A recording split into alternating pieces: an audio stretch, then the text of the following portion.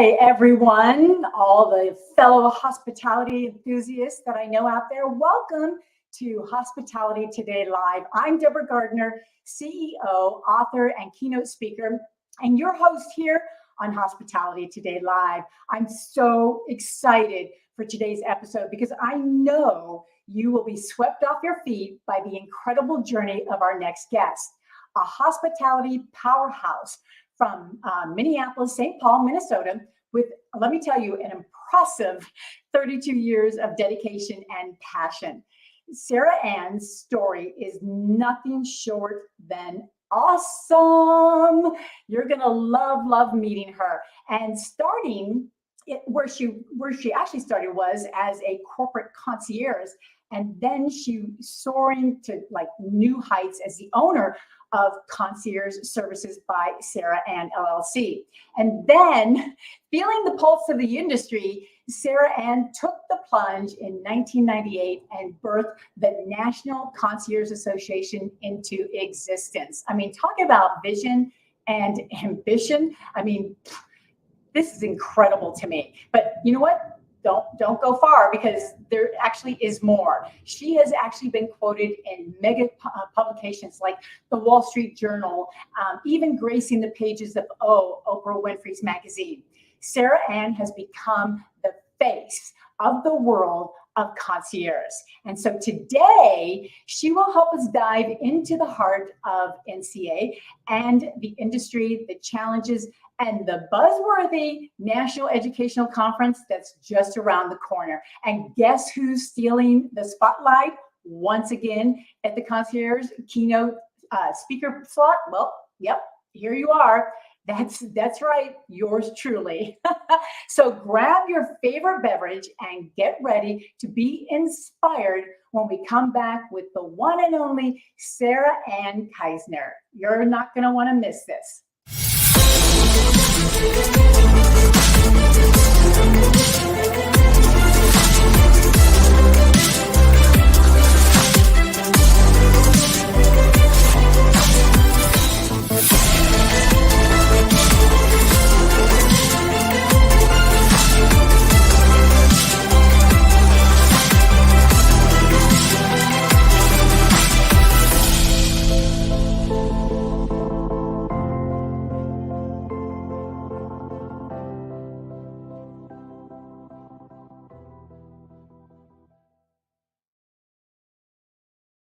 And how are you, Sara-ann? I am well, thank you. Oh, thank you so much for this opportunity to talk about the other loves of my life beyond my husband and children, of course. We don't want to Being a forget them. concierge. Without their support, we probably couldn't do what we want to do in the hospitality industry. And So thank you for that wonderful introduction. Oh, good. Well, it's all for you and our wonderful hospitality profession, because we all deserve it. That's for sure. We work very hard in this industry, and yet I'm so excited, and I know everyone else is to have you here, because I tell you, a concierge profession is one of those ones that are kind of to the side, but yet is one of the most recognizable jobs in the hospitality industry when people know about it. Can you tell us about how you even got into the concierge business? Well, it's kind of an amusing story. Well, amusing to me anyway. But it's one of those things that, I had done in a former career, in a former life. I don't know how many times I've reinvented Sara-ann Kasner, but I had done everything from being in the real estate field to being a newscaster for a small market radio station in western Minnesota. And before you're very impressed with that, farm reports and obituaries were a big part of my day. So it was a profession that I really liked. I liked working with the public. I liked being of service, as newscasters and the media certainly are. Went into real estate because of a change of life here in the Twin Cities area. And of course, at some point, I decided that I was just done with real estate and I would take the summer off. We have a backyard. My hobby is growing flowers and things, gardening. And we have a backyard pool, and I was floating around the pool with my dog at the time and reading the newspaper, and I stumbled into an advertisement for corporate concierge. Now, at that particular moment, I couldn't even pronounce the title of the concierge, let alone what in the world does a corporate concierge do? So I decided to call the number in the newspaper, and the gentleman that I spoke with said, well, you know, with your background and just talking to you on the phone, he said, I think you might be good for this job. Do you want to come down for an interview? I said, sure. When do you want me to come? He said, well, as soon as you get out of the bathtub. You could hear, you know, the water running around me in the Wow. pool. I said, oh, I'm not in the tub, I'm in the pool. Sorry. And he said, well, could you come down now? And I said, okay, but I'm going to have to shower and change and whatever. He said, no, just come as you are. I said, no. That's not a sight for the public to see. So I went down. That is a funny story. I went down for my interview that day. I don't know if I looked the best, but I really fell in love with what he was telling me about what they wanted to accomplish. And at that moment, corporate America was just beginning to realize the value of the concierge service on visitors and definitely their resident workers. And so they wanted to treat all of their tenants and their tenant companies like a guest in a fine hotel. They just wanted that hospitality level to take a step up. There weren't a lot of us around. I was really the first corporate concierge in Minnesota. I don't know if that's distinctive or not, but nevertheless, I didn't have a lot of people to network at that point. So I ended up with a building, an office tower with about 1,500 people in it, downtown Minneapolis. And then what one property manager has, the other wants. And so I started getting recruited for other buildings in the Twin Cities and ended up with such buildings as the IDS Center and some of the other well-known buildings in the Twin City area. I ended up with 5 of them, actually. And then the company that I was working with sold out to another company from Chicago, and I ended up with 3 buildings in downtown Chicago. So with that in mind, I started to reach out to other concierge, of course. I joined an organization here in Minneapolis called the Twin Cities Concierge Association. At that time, it was just 8 people getting together for a few drinks and talking about things, not necessarily what we were doing every day. I needed more than that. I needed to know, you know, such jazzy things as working in park a school bus in downtown Minneapolis overnight. I mean, just simple things that people come to the concierge for. And I needed to know people in other cities. You know, how do I do a block of rooms in downtown Chicago? Where's the best restaurant to go? How about New York? How do I get tickets for my clients in New York? How do I, you know, what's the best thing that I can tell my client who's going to Denver on business and wants to bring his family along? What can they do that's unique and special and wonderful? The whole idea was just to be as much of service as I possibly knew how to do. And joining this small group in Minneapolis gave me the idea that, first of all, I should be president of the group because I wanted to grow it. I needed all the networking opportunities. And then about 5 years into my career, with the addition of all the buildings, I decided that what I really needed to do was have that network, that same level of networking across the country, because my clientele was moving across the country or they were visiting other cities on business or recreation.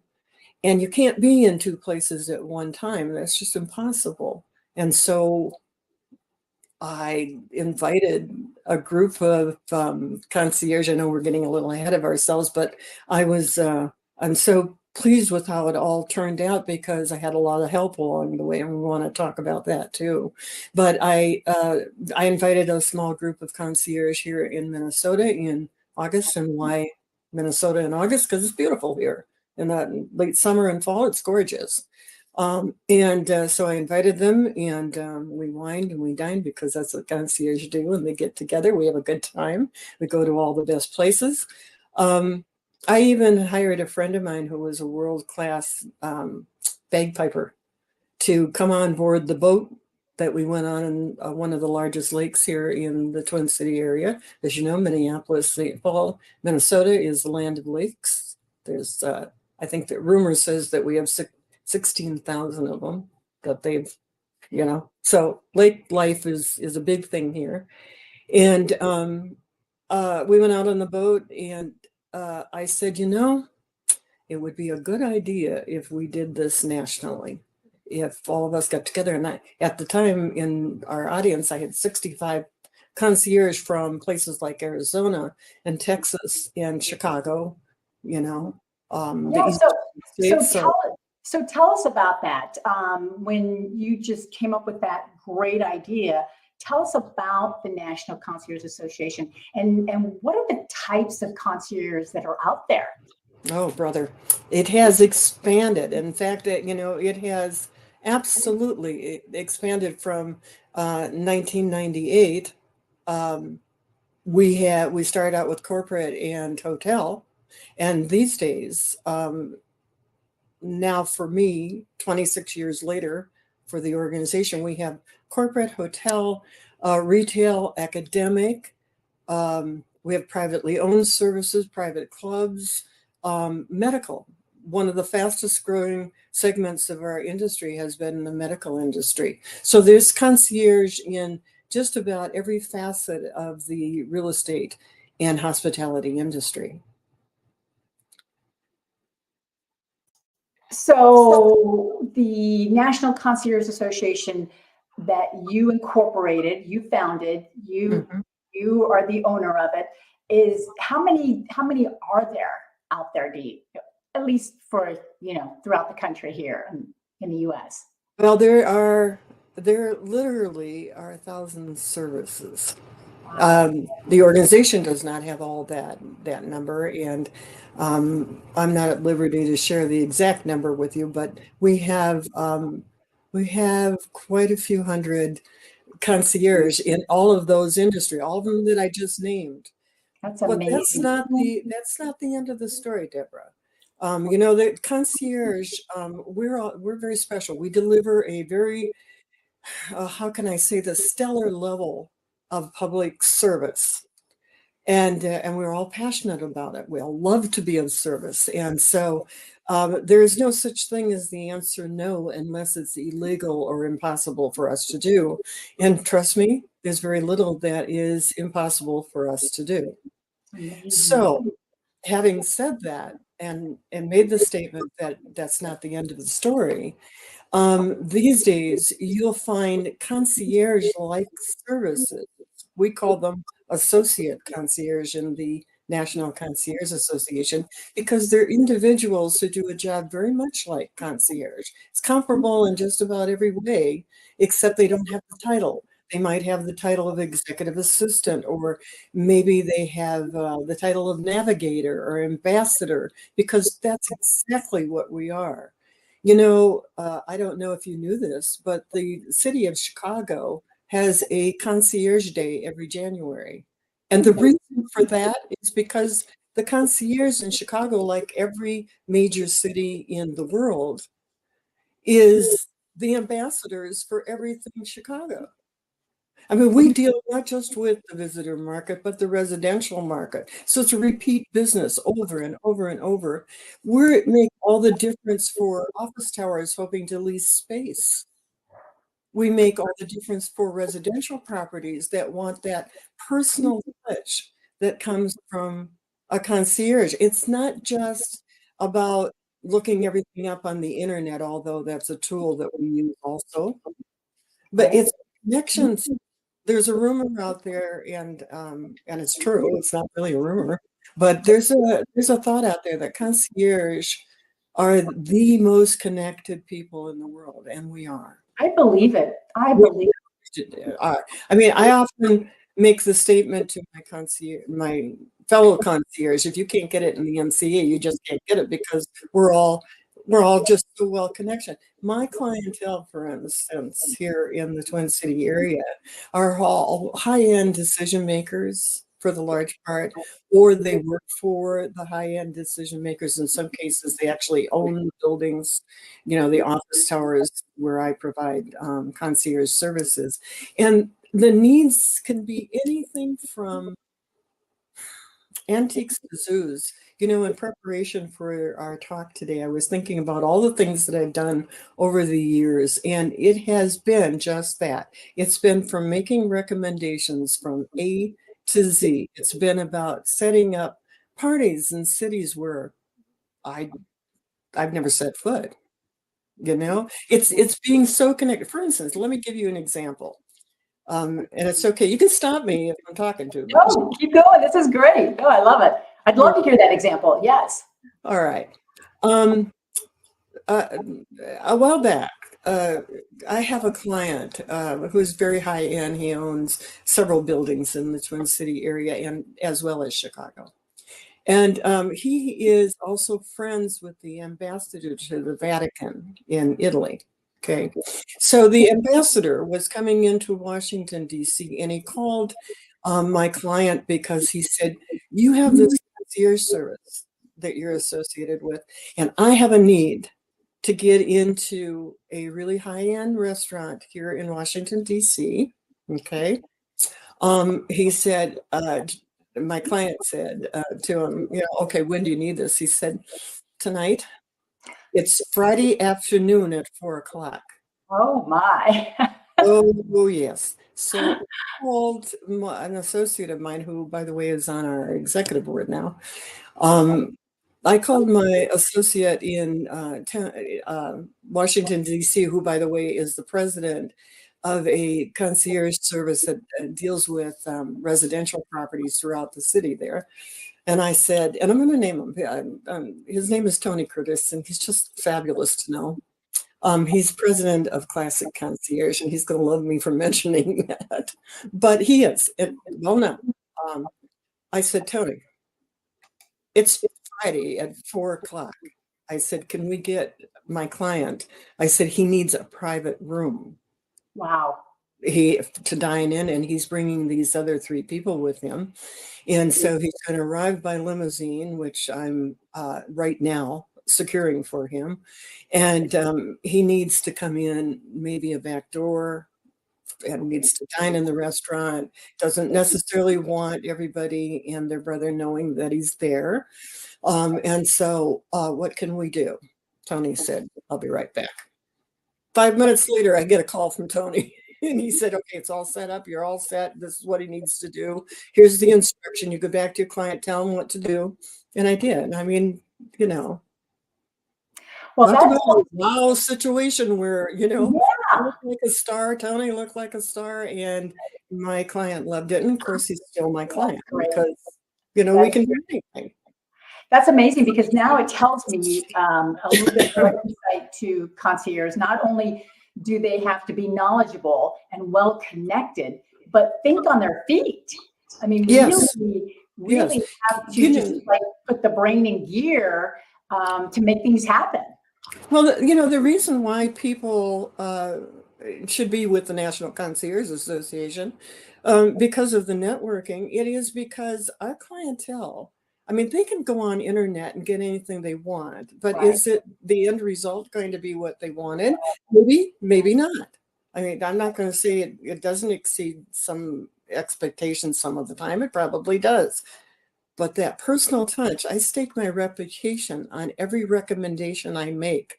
So every time I'm up to bat, I have to hit a home run, knowing that my clients can depend on me for that special personal touch that allows me to, look like a hero to them maybe, but also they just know, okay, call Sara-ann. I've had clients call me at 8, 9 o'clock on a Saturday night and say, I'm just standing here. my wife's birthday, I forgot to make reservations. Can you do it?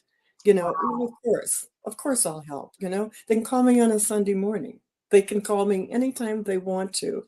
My clients are some of the best people I know, and I have wonderful relationship with them. And that's what the National Concierge is all about. That's why we um, created the program that we do. That's why we care about what kind of recommendations we are and who we're aligned with, who we're partnered with. I mean, just having you as a keynote speaker this year is a big draw for us. Yeah, You and know what I'm I'm saying? So it excited. is who you know, in Yeah. spite of what you know.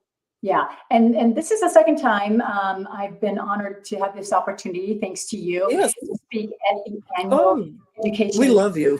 Oh, well, I love the industry because again, it's one of the most important jobs in the hospitality industry. It's what keeps everybody connected. It keeps everybody moving forward, and all the clientele that you deal with, it satisfies their needs and their wants.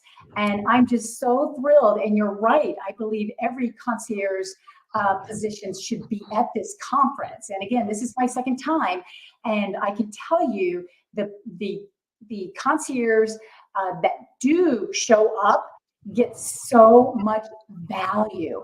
The networking is incredible, and it allows them to see another part of the US, because one of the best things about being with concierge is to experience it firsthand. And it's going to be held here in Arizona, actually. So from Minnesota to Arizona, at the Scottsdale Resort at McCormick Ranch. And I believe the dates are August 8th through the 10th. So if there's any concierge companies out there, or if you're aspiring to be in the concierge business, by all means, this is one of the best conferences that I've ever had to attend or even get the opportunity to speak at. So, want to tell us more about it? I sure do. Of course I do. One of the things that people who have not been to an NCA conference will find that I think is of huge value to everybody in our industry is that the National Concierge Association, the membership regards themselves as a family of concierge professionals, as I mentioned before, in every field, and also associate concierge who have a job comparable to that of concierge, and then our wonderful assortment of affiliated business partners, also known as endorsed partners. Just want to briefly mention the pin that I'm wearing. You see the gold pin that's on my chest. That's a certified pin. It means that I'm certified by our organization. And that's a symbol that the public should look for and that the concierge should want, because people like that in the business community. Our conference is educational from start to finish. From the moment the visitor gets off the plane to the moment they get back on that plane and go home, we regard it as educational. This year is no less. Our theme of our whole concierge is the art of hospitality, because it is an art, and the influence of artificial intelligence. Whether we like it or not, it's here to stay. Anybody who has Googled lately knows that you can press a button and Google will give you a paragraph back about whatever subject you want it to know. Well, for us, for artificial intelligence, it is something that will enhance concierge services going forward. With the pandemic, we saw how valuable the virtual meetings are, of course. Virtual services are growing in number. And so the artificial intelligence will do nothing but enhance those services tenfold. I believe in it. I believe that it's coming and that we are going to embrace it. So it's largely about that. But most importantly, it's also about Scottsdale, Arizona. When I was there to set up the conference, I had the privilege of visiting a very special museum. It's called the Hall of Flame Museum, and they have every fire engine coach, however you want to say it, that's been around since the 1600s, right up through 911. They've got one of the buses that were in 911. They talk about the Hot Shots. Remember the movie where the firefighters lost their life because they had to cover in tinfoil and whatever. It's fascinating. That museum is just a whole school of what firefighters go through, what they have to do, how they fight fires. It's fascinating. And the one of the executive directors of the Hall of Flame Museum is going to be the speaker at our conference. We're also going to talk about how ticketing works, because that's huge in our industry. You want a pair of tickets to a play in downtown New York or in your local city, a concert or an event or whatever. The world of ticketing is vast, and it is, what can I say? It's probably millions and millions and billions of dollars worth in that industry alone. And we definitely, the concierge services also plays into that by their connections. So how the ticketing industry works is something that we will be talking about. So those things are just a sample of it. And then we're going to go out and have some fun. We do dine around the city, where we take our groups to restaurants and review some restaurants for the chefs that are there, get to meet the chefs. We go in small groups so that we can network with each other and more. And that's a capsule summary of what we're going to be doing this summer, but it's worth going, and you will love everybody you meet, and you'll walk away feeling like, wow, I just joined this very special family. Well, and they're all definitely in good hands with you as the founder of National Concierge Association, because you have seen a lot of changes since especially 1998 pertaining to this, and have experienced many, many things, and they cannot have any better person in this position than you. So I suggest that if they're even thinking about, getting into the hospitality industry, check out the concierge part of it. I think they'll be very, very pleased, because I think it's just a fabulous, fabulous position in our business. And so if they want to join, if they want to know more information, I'm going to put some contact information here for anyone that wants to check it out, or even to talk to you, correct? Absolutely. Absolutely. Great. I welcome calls from anyone in the industry as well as the public. I just want to mention very briefly that we have a board of directors that works very, very hard to provide benefits to everyone who joins the organization. They're wonderful people. They're fabulous to work with, and they'll love meeting them. They are friendly, outgoing, very approachable, and professional.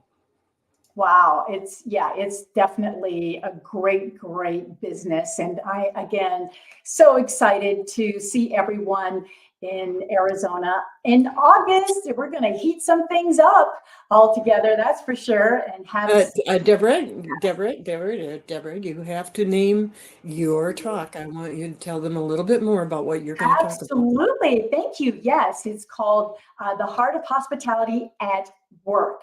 And so we are going to be, you have the flame part, and now we have the heart part. So it's not only just a talk. I tell you, we're going to be put to work.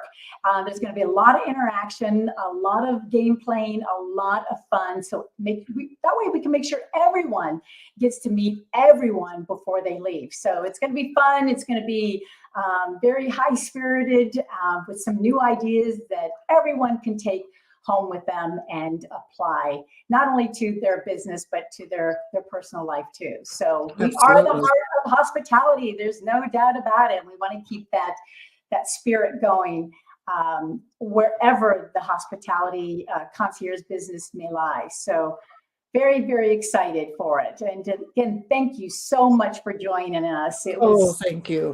This is a wonderful opportunity. More about you and the industry, for sure.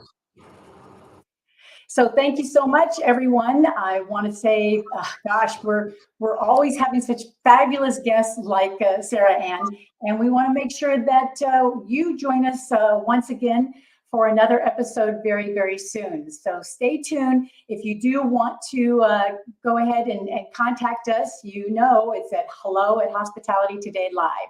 And of course, we're on every social media platform that you can find us as well. So check out this episode again, share it with your office, with people that want to get into the concierge industry. I can tell you firsthand, it is one of the best and one of my favorite in the profession. So thank you so much for joining us here at Hospitality Today Live, and we will see you again on the next episode.